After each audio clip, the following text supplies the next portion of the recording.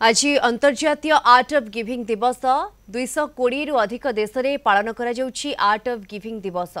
एथर theme रही neighbourhood अर्थात पड़ोसी सहित सुसंपर्क रखिबा। कटक जिला सालेपुर सत्यभामापुर पंचायत मालीहता गाँव में आर्ट ऑफ गिविंग कार्यक्रम अनुष्ठित होइछि। हनुमान मंदिर निकट में आयोजित कार्यक्रम में बहु बुद्धिजीवी और युवगोष्ठी सामिल होइथिले।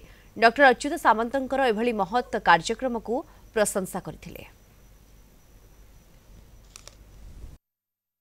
ए महान कार्य जहां को मने पकाउछि से होचंती ओडिशार प्रतिष्ठित बरपुत्र डॉक्टर अच्युत सामंत महोदय, जहांकर ए परिकल्पना थिला जे दिने चिंता करथिले जे किभली भावरे देवार एक कला अन्य मानकु सिखाइबा। आज गत 2013 मसीहा यही मास 17 तारिख रे आमर चिर परिचित एवं किट विश्वविद्यालय निर्माता